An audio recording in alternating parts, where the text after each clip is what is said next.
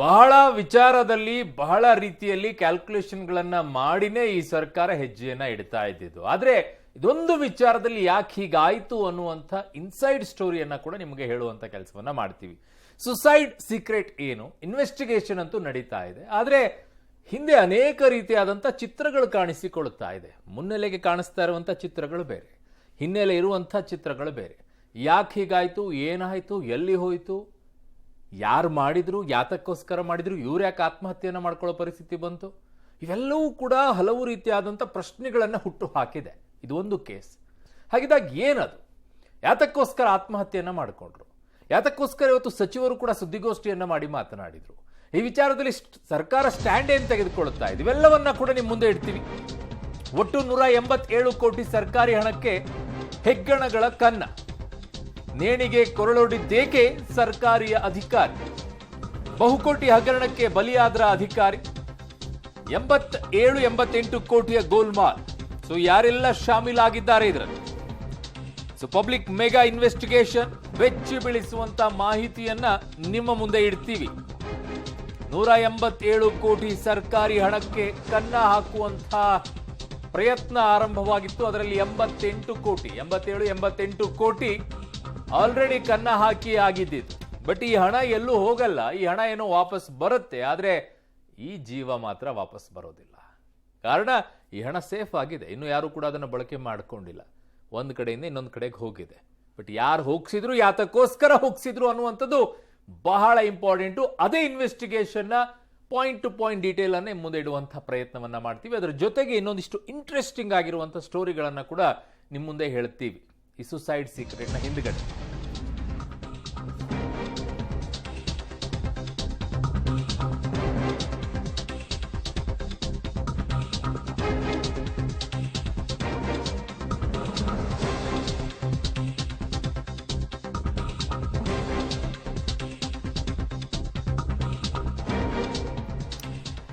ಸರ್ಕಾರಿ ಇಲಾಖೆಯಲ್ಲಿ 187 ಕೋಟಿ ರೂಪಾಯಿ ಗೋಲ್ಮಾಲ್. ಇದರಲ್ಲಿ 87 ಕೋಟಿ ಒಂದು ಅಕೌಂಟ್ನಿಂದ ಇನ್ನೊಂದು ಅಕೌಂಟ್ಗೆ ರವಾನೆ ಆಗಿರ್ತಕ್ಕಂತಹದ್ದು. ಅದರ ಮೊತ್ತ 88 ಕೋಟಿ. ಇಷ್ಟು ದೊಡ್ಡ ಮೊತ್ತದ ಹಣ ವರ್ಗಾವಣೆ ಆದ್ರೂ ಕೂಡ ಇದು ಸಚಿವರ ಗಮನಕ್ಕೆ ಬರಲೇ ಇಲ್ವಾ? ಸಚಿವರನ್ನೇ ಯಾಮಾರಿಸಿದ್ರ ಹಾಗಾದ್ರೆ ಭ್ರಷ್ಟ ಅಧಿಕಾರಿಗಳು? 187 ಕೋಟಿ ಹಗರಣದ ಹಿಂದೆ ಬಡ್ಡಿಯ ವಿಚಾರವೂ ಕೂಡ ಕೇಳಿ ಬರ್ತಾ ಇದೆ. ಬಡ್ಡಿಗೋಸ್ಕರ ಈ ಹಣವನ್ನ ಮಗದೊಂದು ಅಕೌಂಟ್ಗೆ ಶಿಫ್ಟ್ ಮಾಡಿದ್ರು ಅನ್ನೋದು ಸದ್ಯ ಕೇಳಿ ಬರ್ತಾ ಇರೋದು. ಆದ್ರೆ ತನಿಖಾ ಹಂತದಲ್ಲಿ ಯಾವುದು ಸತ್ಯ, ಯಾವುದು ಸುಳ್ಳು, ಬಡ್ಡಿಯ ಆಸೆಗೆ ಬಿದ್ದೇ ಈ ರೀತಿ ಮಾಡಿದ್ರ ಅಥವಾ ಇದರಲ್ಲಿ ಅಧಿಕಾರಿಗಳ ಕೈವಾಡ ಇದೆಯಾ?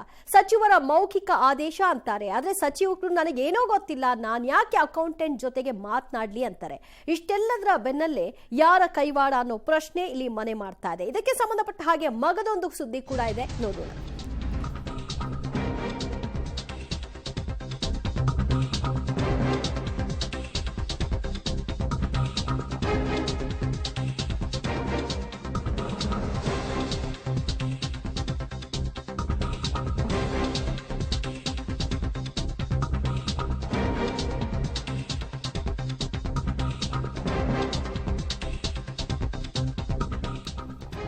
ವಾಲ್ಮೀಕಿ ಅಭಿವೃದ್ಧಿ ನಿಗಮದಲ್ಲಿ ಬಹುಕೋಟಿ ಹಗರಣ, ಒಂದಲ್ಲ ಎರಡಲ್ಲ 88 ಕೋಟಿಯ ಗೋಲ್ಮಾಲ್, ಬ್ರಹ್ಮಾಂಡ ಭ್ರಷ್ಟಾಚಾರ, ಎಸ್ಟಿಗೆ ಪರಿಶಿಷ್ಟ ಪಂಗಡಕ್ಕೆ ಸೇರಿದಂತ ಕೋಟಿ ಹಣವನ್ನ ಲೂಟಿ ಮಾಡಿರುವಂತದ್ದು ಶೆಡ್ಯೂಲ್ ಟ್ರೈಬಿಗೆ. ಸೊ ಈ ಹಣ ಎಲ್ಲಿ ಹೋಯಿತು, ಯಾತಕ್ಕೋಸ್ಕರ ಹೋಯಿತು, ಯಾರಿದನ್ನ ತೆಗೆದುಕೊಂಡ್ರು, ಇವ್ರು ಯಾಕೆ ಆತ್ಮಹತ್ಯೆಯನ್ನ ಮಾಡ್ಕೊಳ್ಳುವಂತ ಪರಿಸ್ಥಿತಿ ಬಂತು? ಅಷ್ಟು ಸುಲಭವಾಗಿ ಸರ್ಕಾರಿ ದುಡ್ಡನ್ನ ಈ ರೀತಿಯಾಗಿ ವರ್ಗಾವಣೆಯನ್ನ ಮಾಡ್ಕೊಳ್ಬಹುದಾ? ಅಷ್ಟು ಸುಲಭವಾಗಿ ಹೇಗೆ ಸಾಧ್ಯ ಆಯಿತು? ಒಂದೊಂದು ರೀತಿಯಾದಂತಹ ನಿಯಮಗಳಿರುತ್ತೆ. ಹಣ ವರ್ಗಾವಣೆ ಆದ ತಕ್ಷಣ ಹಿಂಗೆ ಸೈನ್ ಮಾಡಿದ ತಕ್ಷಣ ಆಗೋದಿಲ್ಲ, ಅದಕ್ಕೆ ಒಂದಿಷ್ಟು ಪ್ರೊಸೀಜರ್ ಇದೆ. ಅದರ ಮಧ್ಯದಲ್ಲಿ ಒಂದಾದ ನಂತರ ಒಂದು ರೀತಿಯಾಗಿ ಹಣ ವರ್ಗಾವಣೆ ಆಗುತ್ತೆ. ಈಗ ಆಲ್ರೆಡಿ ಅದರಲ್ಲಿ ದುಡ್ಡು ಕೂಡ ವಾಪಸ್ ಬರ್ತಾ ಇದೆ ಅಂತ ಹೇಳ್ತಾ ಇದ್ದಾರೆ. ಬಟ್ ಹೋಗಿದ್ದಲ್ಲಿ ಯಾತಕ್ಕೋಸ್ಕರ ಹೋಯ್ತು ಅನ್ನುವಂಥದ್ದನ್ನ ನೋಡಬೇಕು. ಅದರ ಇನ್ವೆಸ್ಟಿಗೇಷನ್ ಪಾಯಿಂಟ್ ಟು ಪಾಯಿಂಟ್ ಅನ್ನು ನಿಮ್ಗೆ ಹೇಳ್ತಾ ಹೋಗ್ತಾ ಇದ್ದೀವಿ.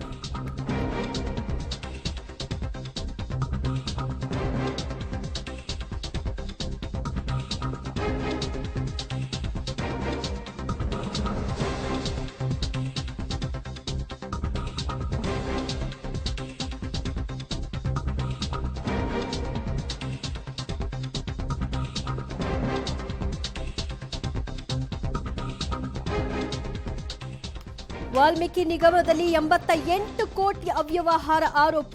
ಡೆತ್ ನೋಟ್ ಅನ್ನ ಬರೆದಿಟ್ಟು ಅಧಿಕಾರಿಯೊಬ್ಬರು ನೇಣಿಗೆ ಕೊರಳೊಡ್ತಾರೆ.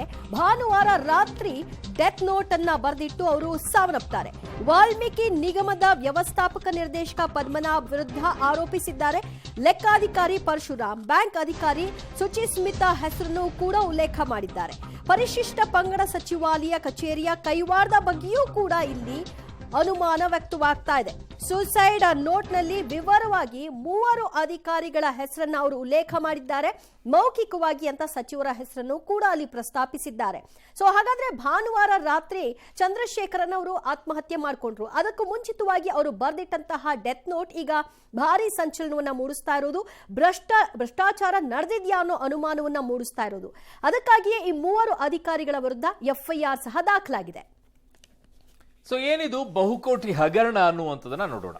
MG ರೋಡ್ ಯೂನಿಯನ್ ಬ್ಯಾಂಕ್ ನಲ್ಲಿ ವಾಲ್ಮೀಕಿ ನಿಗಮದ ಮೇನ್ ಅಕೌಂಟ್ ಇರೋದು, ಮುಖ್ಯವಾಗಿರುವಂತಹ ಅಕೌಂಟ್ ಇಲ್ಲೇ ಇದೆ. ಎಲ್ಲಿ? MG ರೋಡ್ ನ ಯೂನಿಯನ್ ಬ್ಯಾಂಕ್ ನಲ್ಲಿ.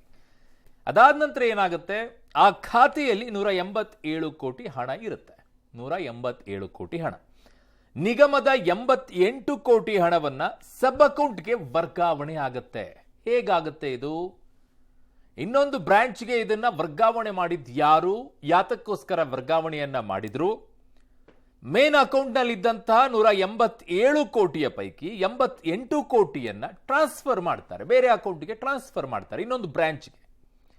ಆತ್ಮಹತ್ಯೆಯನ್ನ ಮಾಡಿಕೊಂಡಂತಹ ಚಂದ್ರಶೇಖರ್ ವಾಲ್ಮೀಕಿ ಅಭಿವೃದ್ಧಿ ನಿಗಮದಲ್ಲಿ ಅಕೌಂಟ್ ಸೂಪ್ರಿಡೆಂಟ್ ಆಗಿರ್ತಾರೆ. ಇವರ ಸಹಿ ಇಲ್ಲದೇನೆ ಅಕೌಂಟ್ ಮೂವ್ ಆಗಲ್ಲ, ದುಡ್ಡು ಬೇರೆ ಕಡೆಗೆ ಹೋಗಲ್ಲ. ಅದಕ್ಕೆ MD ಅವರ ಕೂಡ ಸಹಿ ಬೇಕಾಗುತ್ತೆ. ಆಮೇಲೆ ಅಕೌಂಟಿಂದ ಹಣ ಮೂವ್ ಆಗಬೇಕು ಅಂತಂದ್ರೆ ಇವರೇ ಅದಕ್ಕೆ ಮುಖ್ಯವಾಗಿರ್ತಾರೆ. ಅಲ್ಲಿ ₹1 ಕೂಡ ವ್ಯತ್ಯಾಸ ಆದರೆ ಇವರೇ ಜವಾಬ್ದಾರಿ ಇರ್ತಾರೆ. ಮೇ 21ರಂದು ಹಣ ಅಕ್ರಮವಾಗಿ ವರ್ಗಾವಣೆ ಆಗಿರುವುದು ಗಮನಕ್ಕೆ ಬರುತ್ತೆ. ಯಾವಾಗ? ಮೇ 21ಕ್ಕೆ ನಿಗಮದ MD ಪದ್ಮನಾಭ ಅವರ ಗಮನಕ್ಕೆ ಬಂದಿದೆ ಅಂತ ಹೇಳ್ತಾ ಇದ್ದಾರೆ. ಯಾವಾಗ? 21ನೇ ತಾರೀಕಿಗೆ. ಆದರೆ ಚಂದ್ರಶೇಖರ್ ಗಮನಕ್ಕೆ ಬರದೆ ಹಣ ವರ್ಗಾವಣೆ ಆಗಿದೆ ಎನ್ನಲಾಗಿದೆ. ಇದು ಅವರ ಗಮನಕ್ಕೆ ಬರಲಾರದೆ ಹೇಗೆ ಸಾಧ್ಯ ಆಗುತ್ತೆ ಇದು? ಹಣ ವರ್ಗಾವಣೆ ಆಗಿದ್ದಕ್ಕೆ ಬ್ಯಾಂಕ್ನಿಂದ ಯಾವುದೇ ಮೆಸೇಜ್ ಕೂಡ ಬಂದಿರೋದಿಲ್ಲ. ತುಂಬಾ ಪ್ರೀ ಪ್ಲಾನ್ಡ್ ಆಗಿ ಮಾಡಿದ್ದಾರೆ ಅನ್ನುವಂಥದ್ದನ್ನ ಸಚಿವರು ಹೇಳ್ತಾ ಇದ್ರು. ಈ ವಿಚಾರದಲ್ಲಿ ಹಣ ವರ್ಗಾವಣೆ ನನ್ನ ಗಮನಕ್ಕೆ ಬಂದಿಲ್ವಾ ಅಂತ ಚಂದ್ರಶೇಖರ್ಗೆ MD ಕೇಳಿದ್ದಾರೆ.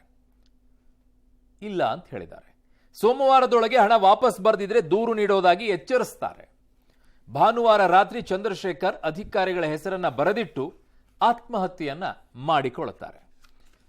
ಸೊ ಎಲ್ಲವೂ ಕೂಡ ಗಮನಿಸೋದಾದ್ರೆ ಒಂದು ಕಡೆಗೆ ಬಹು ದೊಡ್ಡದಾಗಿ ಅನುಮಾನಗಳು ಹುಟ್ಕೊಳ್ಳುವಂಥದ್ದು MD ಅವರ ಸುತ್ತಲೇ ಎಲ್ಲವೂ ಕೂಡ ಗಿರ್ಗಿಟ್ಲೆ ಹಾಕೊಳ್ತಾ ಇದೆ. ಎಲ್ಲವೂ ಕೂಡ MD ಪದ್ಮನಾಭ ಅವರ ಸುತ್ತಲೇ ಗಿರ್ಗಿಟ್ಲೆ ಹಾಕೊಳ್ತಾ ಇದೆ. ಕಾರಣ ಮೆಸೇಜ್ ಹೋಗ್ಬೇಕಾಗಿರೋದು ಅವರಿಗೆ ಮೆಸೇಜ್ ಬರೋದಿಲ್ಲ ಅಂತ ಹೇಳ್ತಾರೆ. ಇಮೇಲ್ ಹೋಗ್ಬೇಕಾಗಿರೋದು ಅದೇ ಮೇಲ್ ಮೂಲಕವಾಗಿ ಮೆಸೇಜ್ ಅದು ಬರಲ್ಲ ಅಂತಾರೆ. ಒಂದು ಬ್ಯಾಂಕು, ಒಂದು MD, ಇವರಿಬ್ಬರ ನಡುವೆ ಆಗಿರುವಂತಹ ವಿಚಾರಗಳು. ಚಂದ್ರಶೇಖರ್ ಅವರದ್ದು ಪಾತ್ರ ಏನಿತ್ತಲ್ಲಿ ಅಂದ್ರೆ ಅವ್ರ ಹಣ ವರ್ಗಾವಣೆ ಆಗಬೇಕು ಅಂದ್ರೆ ಇವರ ಪಾತ್ರ ಅತಿ ಮುಖ್ಯವಾಗಿರುತ್ತೆ ಅಲ್ಲಿ. ಅವರು ಆತ್ಮಹತ್ಯೆ ಮಾಡ್ಕೊಂಡಿದ್ದಾರೆ. ಹಾಗಾಗಿ ಯಾಕೆ ಆತ್ಮಹತ್ಯೆ ಮಾಡ್ಕೊಂಡ್ರು ಅನ್ನೋ ಅನುಮಾನ ಮೂಡಿಸುತ್ತೆ. ನಿಗಮದ ಹಣ ಹೀಗೆ ಒಂದು ಅಕೌಂಟ್ನಿಂದ ಇನ್ನೊಂದು ಬ್ರಾಂಚ್ಗೆ ವರ್ಗಾವಣೆ ಆಗಬೇಕು ಅಂದ್ರೆ ನಿಗಮದ MD ಸಹಿ ಆದ ನಂತರವೇ ಈ ಪ್ರೊಸೀಜರ್ಗಳು ಆಗುತ್ತೆ. ನಿಗಮದ ಹಣ ಹೀಗೆ ವರ್ಗಾವಣೆ ಆಗೋದಕ್ಕೆ MD ಸಹಿ ಇರಬೇಕು. ಆದ್ರೆ MD ಹೇಳ್ತಾ ಇದ್ದಾರೆ ನನ್ನ ಸಹಿ ಅಲ್ಲ, ಅದು ನಕಲಾಗಿದೆ ಅಂತ. ಆದ್ರೆ ನಾನು ಸಹಿಯನ್ನೇ ಮಾಡಿಲ್ಲ ಅಂತ MD ಪದ್ಮನಾಭ್ ಅವರು ಹೇಳ್ತಾ ಇದ್ದಾರೆ. ಜೊತೆಗೆ ಅವರ ಗಮನಕ್ಕೂ ಕೂಡ ಇದು ಬಂದಿರಲಿಲ್ವಂತೆ, ಯಾವುದೇ ರೀತಿಯ ಇಂಟಿಮೇಷನ್ ಕೂಡ ಅವ್ರಿಗೆ ಹೋಗಿರ್ಲಿಲ್ವಂತೆ. ಇದೆಲ್ಲದರ ಬಗ್ಗೆ ಚಂದ್ರಶೇಖರ್ ಅವ್ರನ್ನ ಅವರು ಪ್ರಶ್ನೆ ಮಾಡಿದ್ದಾರೆ. ನನ್ನ ಗಮನಕ್ಕೆ ಇದು ಯಾಕೆ ಬಂದಿಲ್ಲ, ನನ್ನ ಗಮನಕ್ಕೆ ಬರದೆ ಹೇಗಾಯ್ತು, ನನ್ನ ಸಹಿ ಇಲ್ಲದೆ ಹೇಗಾಯ್ತು, ನನ್ನ ಸಹಿಯನ್ನ ಫೋರ್ಜರಿ ಮಾಡಲಾಗಿದೆ, ಲೆಕ್ಕಾಧಿಕಾರಿ ಚಂದ್ರಶೇಖರ್ ಗಮನಕ್ಕೂ ಇದು ಬರಲಿಲ್ವಾ ಅನ್ನೋ ಪ್ರಶ್ನೆ ಇಲ್ಲಿ ಮನೆ ಮಾಡ್ತಾ ಇದೆ. ಲೆಕ್ಕಾಧಿಕಾರಿಯ ಗಮನಕ್ಕೂ ಬರಲಿಲ್ವಾ ಅಂತ ಸೂಪರಿಂಟೆಂಡೆಂಟ್ ಅವ್ರನ್ನ ಕೇಳ್ತಾರೆ. ಒಟ್ಟು 4 ಹಂತದಲ್ಲಿ 88 ಕೋಟಿ ಹಣ ಮೇನ್ ಬ್ರಾಂಚ್ ಇಂದ ಮತ್ತೊಂದು ಸಬ್ ಬ್ರಾಂಚ್ಗೆ ಅದು ಶಿಫ್ಟ್ ಆಗಿದೆ. 4 ಹಂತಗಳಲ್ಲಿ ಯಾವುದು ಒಂದು ಹಂತಲ್ಲಾದ್ರೂ ಗೊತ್ತಾಗಬೇಕಾಗಿತ್ತು ಇದೇನೋ ಆಗ್ತಾ ಇದೆ ಅಂತ. 4 ಹಂತದಲ್ಲಿ ಹೋದ್ರೂ ಕೂಡ ಗೊತ್ತೇ ಆಗಿಲ್ಲ. ಭ್ರಷ್ಟಾಚಾರದಿಂದ ಬೆಚ್ಚಿ ಬಿದ್ರ ಅಧಿಕಾರಿ ಚಂದ್ರಶೇಖರ್ ಕೊನೆಗೆ ನನಗೆ ಇದು ಮುಳುವಾಗತ್ತೆ ಅಂತ ಭಾವಿಸಿ ಅವರು ಆತ್ಮಹತ್ಯೆಗೆ ಶರಣಾದ್ರ. ಯಾರದ್ದೋ ತಪ್ಪಿಗೆ ನಾನು ಶಿಕ್ಷೆಯನ್ನು ಅನುಭವಿಸಬೇಕಾಗುತ್ತೆ ಅಂತ ಹೆದರಿ ಅವರು ಆತ್ಮಹತ್ಯೆ ಮಾಡ್ಕೊಂಡ್ರ. ಒಟ್ಟಾರೆ ಇದೆಲ್ಲವೂ ಕೂಡ ನಿಗೂಢವಾಗಿ ಉಳ್ಕೊಂಡಿದೆ. ಅವರಂತೂ 3 ಜನರ ಹೆಸರನ್ನ ಬರೆದಿಟ್ಟಿದ್ದಾರೆ. ಪರಿಶಿಷ್ಟ ವರ್ಗಗಳ ಕಲ್ಯಾಣ ಸಚಿವರ ಕಚೇರಿಯ ಪಾತ್ರ ಏನು ಈ ಪ್ರಕರಣದಲ್ಲಿ? ಅವರ ಹೆಸರನ್ನು ಕೂಡ ಇಲ್ಲಿ ಎಳೆತಂದಿರೋದ್ರಿಂದ ಅವರ ಒತ್ತಡವೂ ಕೂಡ ಇದೆಯಾ? ಸಚಿವಾಲಯ ಸಿಬ್ಬಂದಿಯ ಹೆಸರು ಬರೆದು ಸತ್ತಿದ್ಯಾಕೆ ಚಂದ್ರಶೇಖರ್? ಅವರದ್ದೇನೂ ತಪ್ಪಿಲ್ಲ ಅಂದ್ರೆ ಆತ್ಮಹತ್ಯೆ ಯಾಕೆ ಮಾಡ್ಕೊಂಡ್ರು ಅನ್ನೋ ಪ್ರಶ್ನೆ ಸಹಜವಾಗಿ ಮೂಡುತ್ತೆ. ಇವರುಗಳ ಒತ್ತಡದಿಂದಲೇ ಅವರೆಲ್ಲೋ ಒಂದ್ ಕಡೆ ನಾನ್ ಸಿಕ್ಕ ಹಾಕೊಳ್ಬಹುದಾದಂತಹ ಪರಿಸ್ಥಿತಿ ಅಂತ ಆತ್ಮಹತ್ಯೆ ಮಾಡ್ಕೊಂಡ್ರ ಅನ್ನೋ ಅನುಮಾನವೂ ಕೂಡ ಇಲ್ಲಿ ಕಾಡ್ಲಿಕ್ಕೆ ಶುರುವಾಗುತ್ತೆ. ಸೊ ಇಷ್ಟೆಲ್ಲ ಬೆಳವಣಿಗೆಗಳಾದ ನಂತರ ನಿನ್ನೆ ಮುಖ್ಯಮಂತ್ರಿಗಳು ಸಭೆಯನ್ನ ಕರೀತಾರೆ, ಸುದೀರ್ಘವಾಗಿ ಚರ್ಚೆಯನ್ನ ಮಾಡ್ತಾರೆ, ಅದನ್ನು CIDಗೆ ಒಪ್ಪಿಸ್ತಾರೆ.